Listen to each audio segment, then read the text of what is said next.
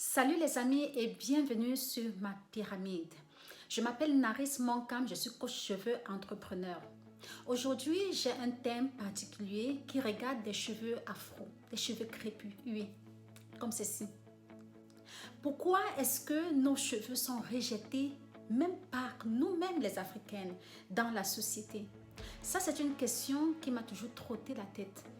Et après avoir fait des recherches et tombé sur certains documentaires, j'ai compris que la stigmatisation des cheveux crépus date depuis la période de la colonisation. Et comment est-ce que nous pouvons vaincre ça? Comment est-ce que nous pouvons changer notre mentalité aujourd'hui? Changer notre mentalité, c'est pas seulement pour nous, mais c'est pour des gens, des personnes qui vont venir après nous. La génération afro, la génération africaine, les enfants qui vont venir après nous. Tout ce que nous voyons, tout ce que nous faisons, ça reflète sur des enfants. Les enfants copient tout simplement ce que les parents font. Comment est-ce que nous pouvions vraiment combattre cette gangrène, je peux appeler ça comme ça, parce que c'est comme une maladie. Pourquoi est-ce que nous nous rejetons? Pourquoi est-ce que nous n'apprécions pas ce qui sort de nous, ce que nous sommes? Pourquoi est-ce que il faut bien que nous commencions maintenant à poser des actes pour pouvoir changer notre mentalité. Nous sommes beaux, ah oui, nos cheveux crépus montrent tout simplement qui nous sommes. Nous sommes des Africains. Les Africains normalement n'ont pas de cheveux lisses, ils sont très rares. C'est pas quelque chose de mauvais, c'est pas quelque chose d'horrible des cheveux crépus.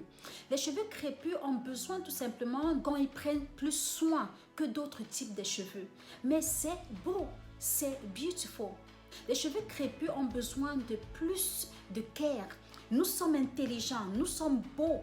Vous savez, pour voler quelqu'un, il faut que tu fasses croire qu'il ne vaut rien, qu'il n'a rien, qu'il est pauvre. Alors, tu dois mieux lui voler. Les Africains ont été trompés depuis très très longtemps. Après de nombreuses années, je suis tombée sur certaines recherches et documentaires qui nous parlent en effet des cheveux afro. Pourquoi est-ce que les Africains rejettent leurs propres cheveux? Pourquoi ils leur cachent tout le temps?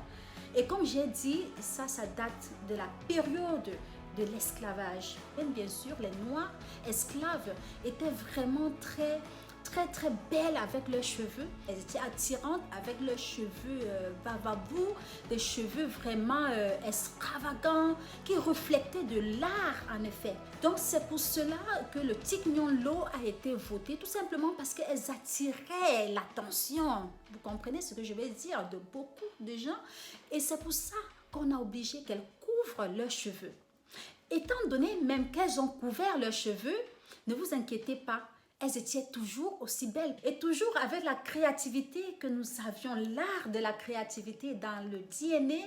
Nous étions encore tellement créatives avec des foulards que nous rappons de partout, nous formons des bows. Nous voyons ça aujourd'hui. Comment est-ce que les femmes africaines peuvent vraiment expresser l'art par des foulards qu'elles attachent?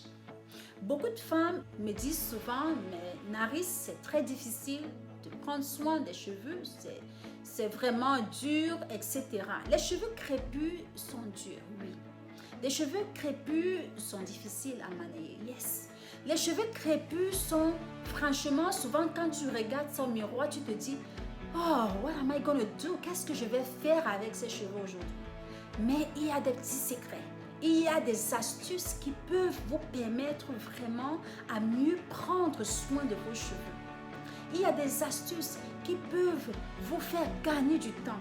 Il y a des coiffures que vous pouviez faire pour entretenir, on appelle ça protéger vos cheveux, vos tresses.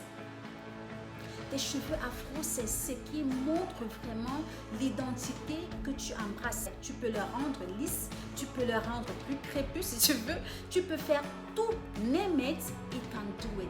J'appelle les cheveux afro do it all. C'est quelque chose qui peut faire toutes sortes de coiffures.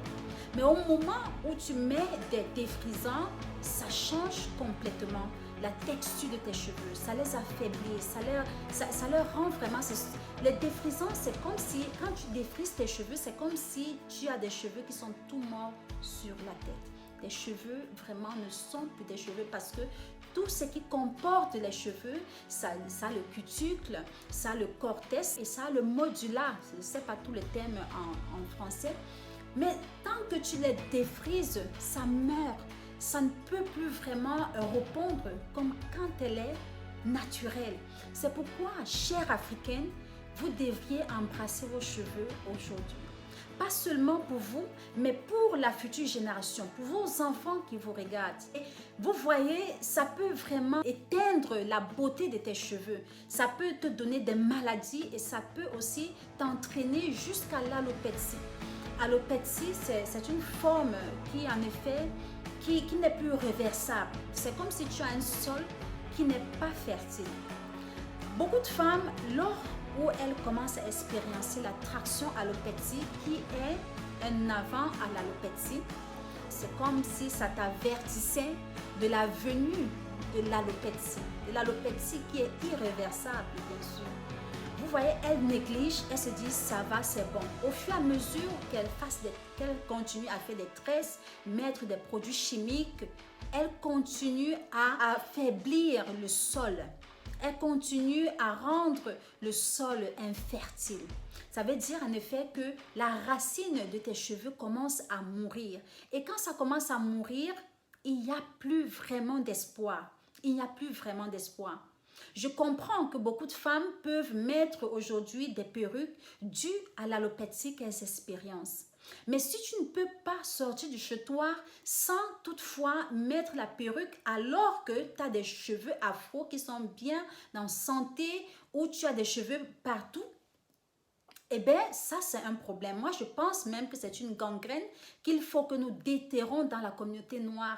Nous devrions apprendre à accepter qui nous sommes parce que c'est notre identité. Comment est-ce que le monde doit nous accepter si nous ne nous acceptons pas? Écoutez, ça n'a pas été facile pour moi d'être ce que je suis aujourd'hui parce que j'étais comme vous qui me regardez, qui est accro aux cheveux, des lisses, etc. J'ai été là. Mais avec le temps, avec une détermination, avec la décision, j'ai pu arriver où je suis aujourd'hui. Et je peux vous dire, je peux vous assurer que c'est une liberté totale. C'est une liberté totale, mais ça prend du temps. Ça prend du temps. Quand tu repars naturel, ça prend du temps. Ce n'est pas une course, ça prend du temps. Tu commences à voir, à développer un amour avec tes cheveux. Tu commences à voir vraiment l'intimité avec tes cheveux. Tu apprends à reconnaître, à rebonder, à connecter avec tes cheveux. Et parce que reprends cette attitude-là de vouloir aimer et de connaître, d'en savoir un peu plus par rapport à tes cheveux, comment prendre soin, etc. Tes cheveux répondent aussi positivement à toi. Ne baissez pas les bras. Je pense que c'est le moment de changer les choses pour que nos enfants après nous, continuent dans la même lancée. Et si vous avez des questions, n'oubliez pas de questionner sur cette pyramide. Questionnez, lancez vos suggestions, etc. Et je vais vous répondre quand je pourrai, le plus vite possible. Je vous aime bien. Et comme j'ai toujours dit, your hair, your identity, embrace it. Tes cheveux, ton identité, embrasse-le. Oui, parce que c'est ta couronne. Personne ne doit cacher cette beauté que Dieu a donnée. C'est de l'art.